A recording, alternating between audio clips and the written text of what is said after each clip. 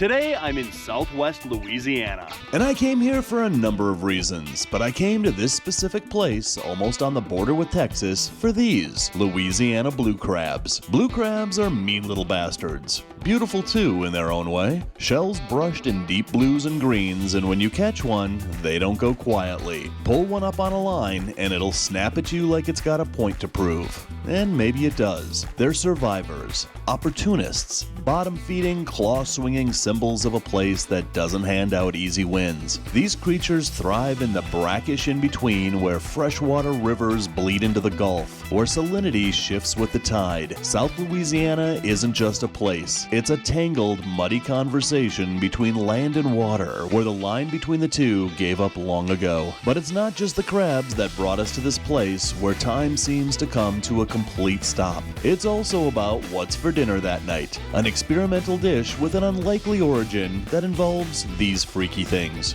Flounder. Flat, almost absurdly so, with both eyes on one side of their body, like evolution played a joke and then decided it worked. Fishing for flounder is a different sort of angling. You read the current, feel the subtle bump on the line, the hesitation that tells you something down there decided your bait was worth the risk. Then if you're lucky, you bring up one of the weirdest but tastiest fish on the bayou. And that's what finally leads us to this. A crab and flounder bake from a recipe with an origin story that might be a little bit hard to swallow. And today I'm joined by a couple of locals to teach me how it's done. Robert and his son Charlie, and Eli, all of who lives the South Louisiana lifestyle out loud, completely raw and unapologetic. And so our day out here in one of the most unassuming, quiet, and peaceful places in the South begins right here on this bridge with a chicken leg on a string and perhaps a bit of calm optimism that at the end of the day, you understand Louisiana and its bounty, its beauty, and its heartbeat just a little more. I'm Dave Kaufman. I travel to distant, exotic places and places a little closer to home to indulge in the culture and cuisine from the familiar to the extreme. There's always an open seat at my table for you, and sure, I'll pick up the tab. This is Dave Kaufman Eats the World. So this is Eli. Eli, tell everybody about your channel. Hey, my name's Eli from the channel Toxin Custom Outdoors. We do everything down here in Louisiana, from fishing to hunting and pretty much everything in between. It's a really good channel. I really enjoy your channel. But today, we're going after blue crabs. And how do we do this? Chicken. With chicken. So, here in this little wildlife management area, you got to use biodegradable twine. So this is some cotton line right here. You want to pull you out a good little bit. I usually go with anywhere from 8 to 10 foot. And you go ahead and snap it. And you tie on a chicken drumstick. Now some people use leg quarters, some people use other stuff. I always go with the classic drumsticks. You tie it right here below that joint, real tight. I just do a square knot on one end, flip it around, do the same thing on the other side, just get it a little more secure, and then you're just about ready. This is how you turn $5 worth of chicken into about $100 worth of crab. All right, then you come over here where Robert's standing. Oh, look at this, Robert already got one. Oh, that's a good one. Yeah, it is That is a good one. Let's check that guy out. That is your Louisiana native blue crab. They get their blue name from that blue on their legs and pinchers. You see that? Yeah, There you go. And then if we take right here, so you pull right behind those swimmers, and if you'll let go and not get me, look you at that, dude. There you go. And Man, this they're is a pretty. male. So females have more of a large V here, and this is a good sized male right here. We just pulled out. You can hear him clicking. Oh, yeah. That's a good eater. Oh yeah. All right, so how do we catch one of those? So you're gonna take your line, find a spot that's open, drop your chicken in. You wanna leave a little bit of slack in your line, and once that thing goes straight and you'll see it get pulled, you'll know you got a crab on it. And that's that. It's that easy. Pretty much, yeah. Now, how many crabs are you allowed to harvest out of here? So here you're allowed to keep 5 dozen per vehicle. So we got 3 5 vehicles, dozen? so we could get 15 dozen crabs. Holy crap. Now, I have never limited out on crabs, but you stay out here long enough, you can. All right. And then, for the second part, we're going to go fishing for flounder. Yep. And that's in here. So all this is brackish This water is all in brackish. here. It's more on the saltwater side, but it can be brackish whenever we get heavy rains or something like that. Right now, we've got an outgoing tide, so it's going to be a little bit more fresh. but it's still very salty. And that's how you do it. It's really that simple for crab. But catching those flounders, we're gonna see how simple that is. We're gonna gear up right over here and try to catch one of those flounder. So what you got, this is called a Berkeley gulp. This is when it comes to flounder, this is the Cadillac of flounder fishing. You just put it on a jig head and you just slowly reel it on the bottom. You can give it some twitches if you want to. It's got some really good action though, and this is like a flounder slayer. You just want to work it on the bottom. There's suction down to the bottom, and then when something comes up through the current, they snatch it. And it doesn't fight like a normal fish. Once you hook them, it just feels real heavy. And so you'll feel that, and then once you get them off the bottom, a lot of times you'll think you're hung up, but it's actually a flounder. Once you get them off the bottom, they'll fight a little bit, but it's a pretty interesting experience. All right, let's do it. All right, so my turn to go crabbing. We got probably something on here, so you just pull it up pretty slowly. Yeah, it's pretty fast. Oh yeah, I got a crab. Get your net. Get my net, and it's that simple. Ooh, that's a nice one too. So you grab them right there. That's a nice one? Yeah. That's a keeper? Yeah, there you go. Hey, let go. I think that's decent. That's right, that's the size. Let go. Okay, now look. Now here's the trick. If they think they're getting loose, then they'll let go.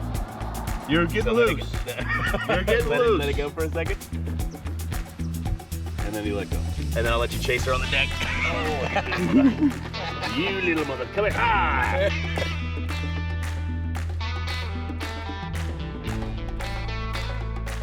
Look at that, dude. This is my first Louisiana blue crab. Man, they are pretty. So how much meat do these things have on them? They seem pretty dinky. Find out. You want to grab a pot and cook one up out here? Yeah, we'll do that. Let's catch a couple more and then we're gonna cook these up.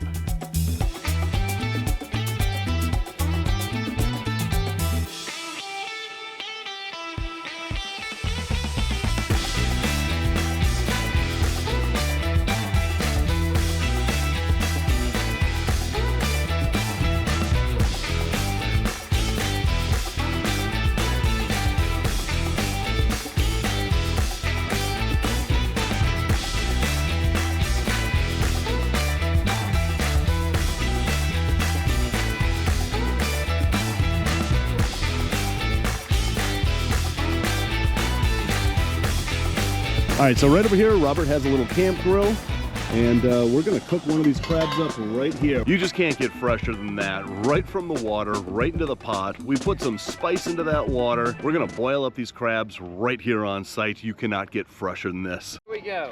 All right, right down That here. right there is a southern flounder. Look at that. He's not very big, but there is no size limit to keep these guys. We'll go ahead and keep him. There is gonna be a good bit of meat, and I have a special recipe that I would love to do with this thing that I've never tried before, but it sounds absolutely delicious. You'll have to stick around for that. I'm your guinea pig. All right, look at that beautiful Look at spotted pattern. I love how they have two eyes on the top, and Oh, if yeah. you show the bottom, It is no eyes. pearly white, and those teeth. I don't know if you can see them things. yeah. They got some gnarly teeth. That's gnarly. These are just freaky fish. The limit is 10 per person, so we can get quite a few of them. I like to keep them when they're a little bit bigger than this, but honestly, I'll take what we can get. We're gonna do a flounder, crab, cream cheese, Yeah, stuffed flounder is what we call it. stuffed flounder. I love it. All right, we got another crab over here. Charlie, we got a crab. You are on net duty. Let's get this guy. Nicely done. All right, take a look at this guy. That one's a male. And this guy is going right in the pot. We got our pot of boiling water ready over here. Yes, we do. And in you go. Very good. All right, let's grab some other ones. One crab is not gonna cut it, so we've got a couple more in here. Into the garbage chute, flyboy. Back to it. In you go. And then how long does it take to cook these guys up? About 5-10 minutes and we'll be good to go. 5-10 minutes, we'll be good to go. Okay, meanwhile, Eli's still over here catching another flounder for our main course over here. Wait a minute, there's some action happening over here. Ooh, That's a good one. that's a good one. Yeah, All right. that's better. Man, I just love how blue they are. It's a male. It is a male. He's real pretty. You know what? He looked bigger. Animals might be bigger than they appear in the water. Yeah. What I love about these guys are these little, like, daggers on their carapace right here. So is that a defense mechanism? It's So that gotta whenever be. fish go to try to eat them, Yeah, it's got to be, because there's a lot of fish in here that are going to love to eat these crabs, like red drum and things like that in here.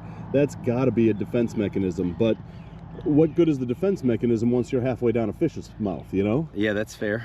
Yeah, definitely. Yeah, these are pretty crabs, man. They're gonna be pretty good eating too. That's right. So let's check in on our crabs here. Oh, they ain't blue no more. No. Look at that, they turned bright red. Oh yeah, you smell that? Oh yeah. Can you smell that at home? That is looking really good. All right, a couple more minutes, and those are gonna be ready. I think you're right. Let's check on these crabs. Oh yeah. Those are good. Cut the gas. We're gonna let them soak for about 5 minutes. We're gonna pull them out and let you have a taste of Louisiana. I love it. So we're gonna let them soak for about 5 minutes, let all that seasoning get soaked into that that meat, and we're gonna see if you can handle the heat. Oh, I can handle the heat. That was pretty good. Yeah, that rhymed. So after letting these guys sit for a few minutes, cool down, we take them out. Oh, that's a dinner plate right there. That's right. So what we're gonna do is we're gonna pull this first, and it's hot, so I should probably let them cool down. Yeah. But for that steamy reveal, I wanna see. Oh yeah. Look at all that meat. Yum. That's all good right there. Now, I'll crack that open. I don't think he felt that. And then these are lungs, so you don't eat the lungs. So we can pay those back to the circle of life. There we go. That right there is your lump right inside of there. Look at that. That's all good meat. Look at that. Like I said, this crab meat couldn't be fresher. Literally caught right over there, put right in the pot. We had that nice Cajun seasoning on it. Here we go, let's try it out. Oh my God. Oh man. I'm not joking, that may be the best crab I've ever had. Because you know, you eat at seafood restaurants where it's been frozen, it's either been flown in, it's been trucked in, it loses a lot of that freshness. Catching it right here on the shore, trying it right here, right in our little camp stove, you can really taste the freshness, you can really taste the difference in that meat. That is absolutely amazing. This is Cajun culture. So if you really want to understand Louisiana, it's a big part of what we eat and what we have to share with other people. So whenever you talk about Southern hospitality, this is what we do, especially when we've got friends and relatives that come in. Absolutely, and I'm loving Southern hospitality. I always have. I love the South. So we put this concentrated crawfish boil in here. It adds a little bit of spice to that water, but in that boiling process, all of those spices just seep right into this crab, right into that meat, and you can really taste that Cajun spice coming out in this crab. This is absolutely heaven. I mean, this is absolutely amazing. Look at that. Nice, white, flaky meat. Man, I'm loving Louisiana. But we haven't gotten to the best part of the crab yet, and that's these claws. These are huge claws for basically a smaller crab. There is a lot of meat in here. You just basically take that flipper off, and then you gotta crack through this shell right here. So these scissors have a nut cracker right in here. You just take that like that, and you just crack. And you just crack like that, and you make very sure not to get your finger in the scissors like that. Because let me tell you something, that hurts. Not that I'm missing a finger, but I got the crab claw open, so it all evens out in the end. Look at that meat in there. Just perfectly white. You can see that there's a little bit of redness to that. That's from that Cajun seasoning soaking up in that meat. Look at that. It just falls apart. It's so flaky. We're gonna try this out here. Oh man. Man, I could sit here all day and do this. Like all day, just catch 50,000 crabs and eat 50,000 crabs. Having loaded up on enough crab and flounder for dinner, we drove back across the bayou with our cooler as full as our expectations on what comes next. And as we pulled into a place right out of an old postcard of what South Louisiana is supposed to look like, it was time to put our culinary skills to the test by cooking up an unlikely recipe that came from an even more unlikely source. All right, so we've arrived at Chet's place, and right over here, Eli is in the process of filleting our flounder, but he's not really filleting it. Well, let me show you what he's doing over here. We've already got our butane grill grilling up over here, making all this noise. And right over here, we're turning our flounder into a Hot Pocket. So I'm going in, trying to cut that rib cage out and all of the spine and everything. And basically we're gonna get all those bones out and then stuff that with the crab. So you're basically making a Hot Pocket out of a flounder. Yeah, basically. And you leave the skin on because there's no scales. That's all just skin. And so you leave that on while you cook it. So it goes in, basically, if you look at our full flounder here, you're just taking the head off, and all of the ribs for this fish are right here. So the rib cage ends right here. All you gotta do is take that spine out, cut the tail off, and you'll have yourself a little flounder hot pocket, I guess, as you call it. And then when it's done, it'll look like that. And the only bones you have to worry about are right here on this little edge where the fins are. Everything else right here is all gonna be boneless. Meanwhile, Robert, what do we got right here? So this is a Boil-O-Matic. I don't actually know the specific name of it, but this is a custom-made all aluminum boiler. So we are going to right now get all this water up and boiling. It's a double burner on the bottom, and so we can bring that water up to a boil real quick. Once they are, the crabs will go in here. Once they're done, all we have to do is lift this up, and they'll go right down the chute into our ice chest. All right, meanwhile over here, Charlie is sorting through the crabs. That is a lot of crab. How many do you think we got? Just in there or all together? All together. Around 20. Around 20. So Robert, there's one secret ingredient to this recipe, and that is right there. This is gonna be deer sausage, Cajun smoked deer sausage. So we're gonna throw Cajun this smoked in there. deer sausage, that goes right in the pot. Ooh, that's And it looks like we're ready to start boiling crabs, too. absolutely, that's looking steamy. You wanna count them? 1, 2, and there we go. 5 to 10 minutes, then we're gonna let it soak for 15 to 20, and then we're gonna have some crab. This is gonna be good. A little bit faster with this setup. So you soak it to seal in that flavor. Some people down here, especially with crawfish, you put some seasoning in the ice chest, shake it up, get that soaked in too. But since we're gonna be doing this as a filling for that flounder, we're gonna let it soak for a lot less time, probably about 5 minutes. Then we're gonna take it out, let it cool down, peel it, and then get everything mixed up in that goodness. All right. I did not know that did that. That's sweet. We got one straggler, but yep. Gotta peel them anyway. Off they go.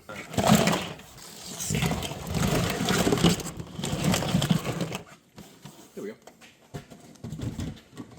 Now, I wonder what makes them turn red like that. Is there a scientific... So that's Really? the There's beta definitely- keratin inside of the shell that whenever heated up, I have no idea. You have no idea. Yeah, Let's get the exact same bullshit. yeah, I was gonna say, go that's a for new it, man. science. All right, let's start shucking all these crabs here. These are still really, really hot. Ooh, Yeah, some of they're these hot. are really hot. Who knew that something cooking in like hot oil for 15 minutes would remain so boiling hot? I like to use these little claws Oh, wait, to where's get them yours? started up and poke them like that. Okay. And that way you get in that little crevice.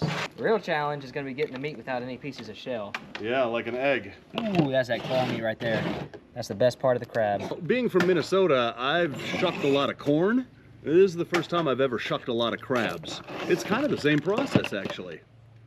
Not even close. I can't believe they haven't figured out how to do this with some machine. Like, they say AI is going to revolutionize the world. I'd like to see AI try this. All right, so an hour later, we have all of these crabs shucked. And out of all those, what was there, about 40 crabs there? Probably close to 30. 30 crabs, that's how much meat we got. That's not a lot of meat on these things. No, but it's about to be worth it, trust me. So we're gonna go ahead and just crush up some Ritz crackers. So just gonna kind of turn it into basically a little bit of a powder almost. Now we don't want to bust it open on the concrete, but just gonna try and crush it up just like that. And you want to have a nice grainy structure. And then that's gonna be the crust for the fish, and we're gonna mix it in with the filling. All right, now that we got our Ritz crackers smashed into oblivion, next step. We're gonna be taking the cream cheese, setting it in a bowl to soften up. That way it's gonna be real nice and pliable once we get that crab all peeled up. Excellent. And while that's happening, we have to prepare our pan. So we're just gonna put a bunch of butter here on the bottom. The sun's gonna kind of naturally melt it. And we wanna get a good bit. We wanna coat this thing because all that butter is gonna help make that crust so much better. So we're gonna do that. Probably even gonna just kind of break a little piece off, drop that in there, just like that. We just want that to all melt. Down here in Louisiana, we don't really go light on our butter. We like our fats and oils. This is softened up. I did wash my hands, don't worry. And we're gonna mix all this up together without dropping any of it, hopefully. We're gonna mix all that together, put some seasoning on it, put some of those breadcrumbs, and then stuff that flounder. This is a messy process, but we wanna mix this up pretty good. We might need to mix this up with 1 block of cream cheese and see what the ratio is sitting at with this crab meat, but 2 might be working. We'll see what happens. That looks like a lot of fun. Oh yeah, it's a lot of cleanup too. I mean, there's really nothing like getting your hands all squishy with cheese and crab. Oh yeah. Go ahead and give that a nice dusting of that Cajun 2-step. That's good. We don't want the Cajun seasoning to take over that crab flavor, but you do definitely want it. We like our seasoning down here. Absolutely. You want to know it's there, but not overpower and overshadow all those flavors.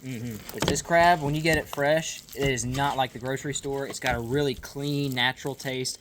It doesn't have that really thick seafood flavor that you get from a lot of grocery store crab, or like imitation crab. It's very, very clean tasting. It's almost creamy, if I had to give a description to it. Yeah, I would agree. All right, I'm just going to try a little bit of this batter with this crab and this cream cheese. This looks really amazing. Let's try this out.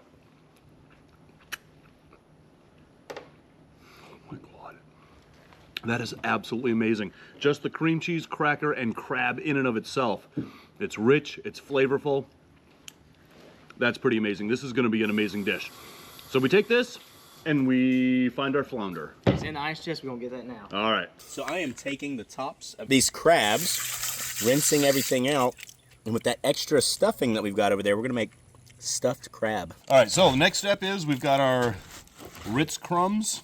Yep. We've got our cracker crumbs, and we just coat that down like that. We're gonna mix it all the way through. That's gonna add a little bit more of that filling stuff to it. It's gonna be nice and tasty. The salt from that cracker, the nice Ritz flavor, it's gonna all be super good. Oh yeah. This is where we're gonna flatten out our butter and set our fish on top of it. Nice little bed. There we go. Just like that. I did wash my hands again, don't worry. That's all right. I saw you wash them over in the septic system. They're clean. Oh yeah.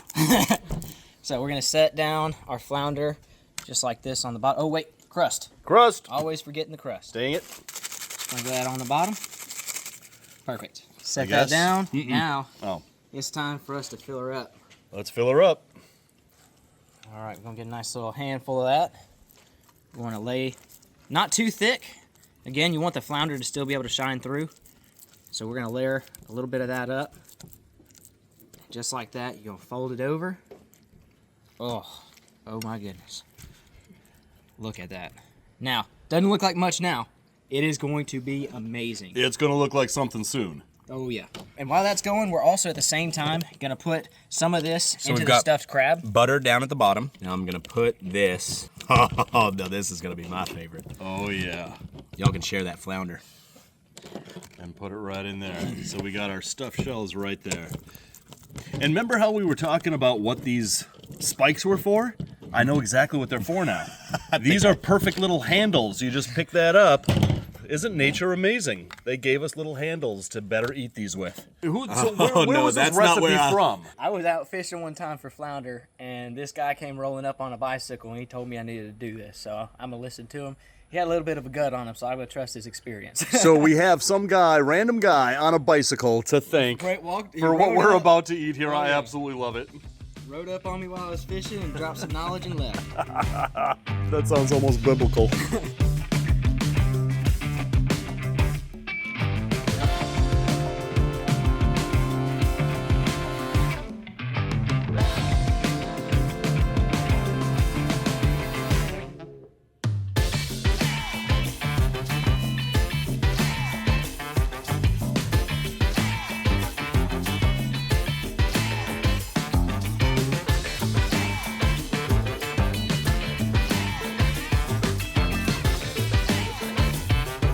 All right, so the next step is to come in here to the kitchen where we've already preheated an oven. So we're gonna go for 20 minutes at 350. 20 minutes at 350. Should that be lit up like it's on? Yeah, no, that doesn't work. Oh, that doesn't work. All right. Well, I can feel the heat coming off of that, so we're good. So 20 minutes later, we now have one of the most amazing smelling seafood platters I have ever smelled. Like we mentioned, this is your first time making this and therefore trying this. I've heard the legends, and I'm here to test them out. And looking at this is legendary. I mean, just look at that. I mean, that skin is crispy. You can see that the cracker crumbs are perfectly golden brown, and just look at that fish inside. It is perfectly cooked. Nice, white, fluffy meat. This is gonna be amazing. Oh yeah. All right, so we've got our forks. What are we gonna try first? I'm probably gonna go right here. Now, do you eat the skin and everything? Yeah, skin's perfectly fine to eat. It is gonna have a weird texture to it, most likely. Okay. But if you can get that on your fork, actually, and get some of that crab, oh my gosh. All right, you ready? Let's try it out. Is it really hot? Probably so, it just came out the oven. All right, here we go. A ting. Are you kidding me? Oh my goodness. Wait a second. A guy on a bicycle. Wait a second. I'm gonna keep going. A guy on a you eat, but I'm just gonna say, a guy on a bicycle came up to you and said, "You got to try this," and that's where this recipe came from. That's where it came from. That's where it came from. This may be the most incredible seafood fish combination I've ever had. Oh yeah. We got to go find that guy on the bike and thank him. Seriously. Oh my goodness. So the fish, it's a very mild flavor. You don't get that fishy fish taste. It's got a natural, like, slight saltiness to it, and that pairs so well with the cream cheese, with a little bit of that Cajun seasoning. Oh my goodness, the crab, it all ties together really well. It is absolutely amazing. I mean, this fish is nice and flaky, but yeah, you've got this little salty flavor to that fish, but then that cream cheese comes in, and then that flavor of the crab, then that Cajun seasoning. You have so many flavors going on all at once. I'm excited to try the stuffed crab too, which is pretty much just the stuffing, but... Let's try the stuffed crab here. Absolutely. Don't gotta ask me twice. Because this stuffed crab has a lot of that Cajun seasoning on there. Look at that. I might like that better. Okay, I'm gonna give it a try. The crust that's developed on the outside gives that texture. Mm-hmm. And it is amazing. I didn't think it was gonna be that different from the fish, but it absolutely is. Exactly. You can really taste those Cajun seasonings in this a lot more than you can with the fish. Maybe because we put more of it on the crab. Yeah, probably. But also the crackers. We put the same amount of crackers on the inside, and in this one, I think the juices from the fish kind of softened up the crackers in the inside part, and this is still getting that crunch to it, and I really like that texture difference. Absolutely. Yeah, this does have a nice crust to it, a nice crunch to it. This is absolutely amazing. But that's usually, again, store-bought crab. It's not as fresh, it's not as good. This is, without a doubt, the best. Not exaggerating, not playing up for the camera. The best way I've ever had flounder, the best way I've ever had crab. And I'm a sucker for crab. I eat crab all the time. This is gonna be my new recipe. And we can thank the bicycle guy for all of this. Thank you, bicycle dude. Thank you, bicycle dude. So guys, if you're hungry for more, check out that video right there. If you're starving for more, check out that playlist right there. Please do not forget to hit like and subscribe. Also, Eli's channel is going to be in the description below. Check it out. He really does have a good channel. Thank you so much for this. Appreciate that. Anytime. Now, let's go catch a gar and do another catch and cook video. That's gonna be fun. Are you gonna put me on a gar? Oh yeah. Maybe I'll get a gar on you instead. Ooh.